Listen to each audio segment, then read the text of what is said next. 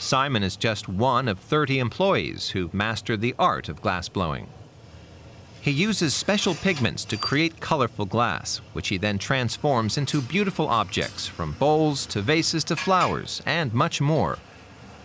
He also trains others who are trying to learn the craft. I was able to train like 6 guys. And I trained them for about 1 year.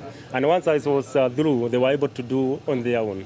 So I'm happy that I have my students who can do it on their own. Simon enjoys pursuing his own creative designs. Many of them demand a lot of skill to make. Nani Koza has taught her staff how to create a range of forms, from jewelry to animal shapes and stained glass, almost anything a client might commission. This panel is part of a triptych for a house on the coast. It's sold for around 1,300 euros. She does many of the sketches herself. Her staff also generate designs. That's one of the many reasons they enjoy their work at Kitangela so much. There are many aspects to recycling. Bottles, not necessarily that you can melt, you can cut them and just use it as a tumbler or a glass, water glass or something. So at least there is that. You think of recycling, you know.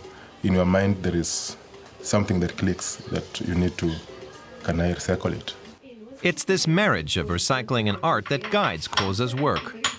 Use what you have, don't throw it away. Cut it up and use it as a rug if it's an old overalls or an old pair of shoes, or make a sculpture out of it. Don't throw things away, use them. And of course art is one of the best ways of doing it, because you can make art out of anything. The staff display their original works in the sales area next to the workshop. Visitors come from far and wide to admire this colorful paradise, filled with treasures made out of recycled glass. Now let's head back to Europe. Now, I don't know about you, but I always imagined Northern Europe was exemplary when it comes to preserving the environment. But that's not always true, right, NT?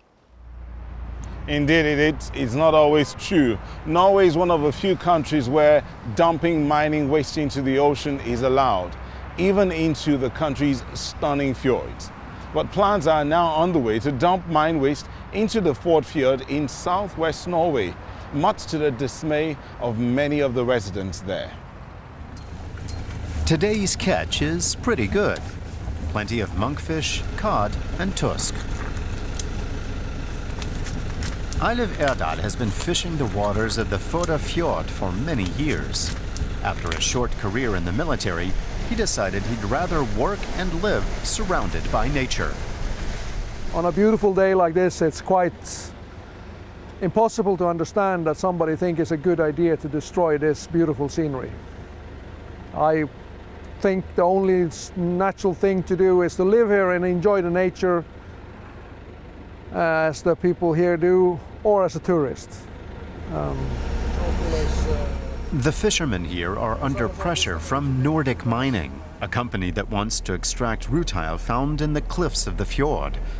The mineral is used as a pigment, for example, to make the brilliant white in paints and coatings. The extraction would create 250 million tons of slurry.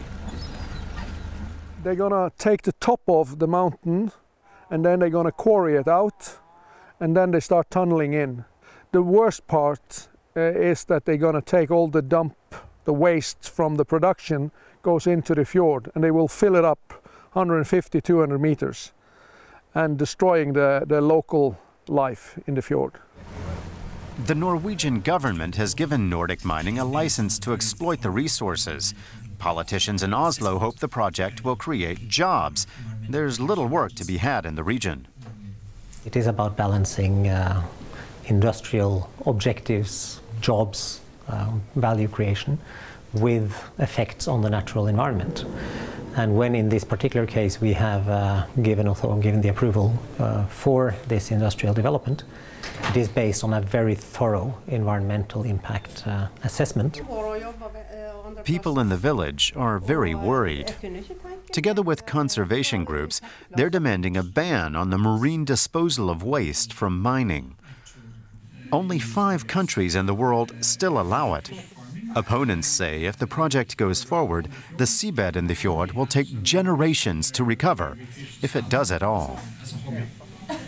The company also admit that it will die, but they say it will be the same after 50 years, but it will not. It has taken thousands of years to shape this environment in this sea, and all the animals and all the fish will not be here. Some of them will come back, but it will not be the same as it is now. Many people here rely on the fjord for their subsistence. Around half of Erdal's income comes from either fishing or tourism. He fears that if the miners are allowed to get to work, he'll probably be out of a job. The family runs a cafe right on the water of the fjord. Guests come here to enjoy the breathtaking nature. And home-style Norwegian food, traditional baked goods, fish, and other regional products. It's a selling point that it's a clean fish. So say it's a hobby, it's quite interesting. It's more people working with regarding to the nature here in this area than the Nordic mining is providing. Many of the families in the area that will be impacted most by the mine are refusing to accept the government's decision. Hundreds of demonstrators have blocked streets leading to the site. Some have been hit with stiff fines. Eilif Erdal hopes that in the end, the social and economic costs of the mining project on the Førdefjord will eventually cause the company to cave in. He dreams of building and running a hotel with a view on its crystalline waters, one that, of course, would serve fish. And that's it from us for today. We will bring you more exciting stories next week.